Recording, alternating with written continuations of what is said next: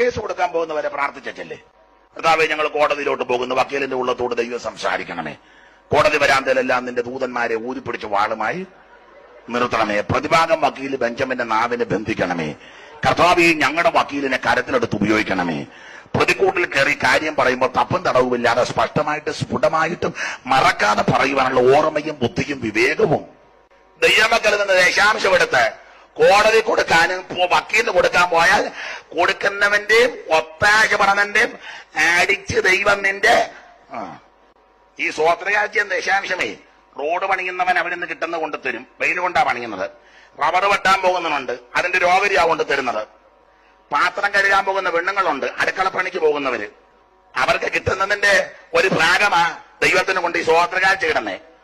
അന്നേരം നേതൃത്വത്തിൽ നിൽക്കുന്നവൻ ഇത് പിടിക്കുന്നുണ്ടല്ലോ, എല്ലായിടത്തും കിട്ടുന്നില്ല മോനെ, ഇവനെല്ലാം കേൾക്കട്ടെ. പാവം പിടിച്ച ദൈവമക്കൾ, നമ്മുടെ സഹോദരന്മാര് ഗൾഫിൽ കിടക്കുന്നു, ഭാര്യയും പിള്ളേരും ഇവിടെ, അവൻ ചൂട് പിടിച്ച് അവിടെ. എന്ത് മനോവേദനയും ദുഃഖത്തില.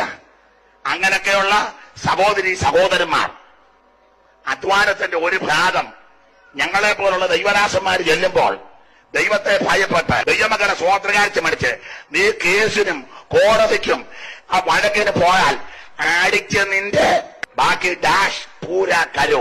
ഇത് കേൾക്കേണ്ടവന്മാര് പല സ്ഥലത്തിരുന്ന് കേൾക്കുന്നുണ്ട്.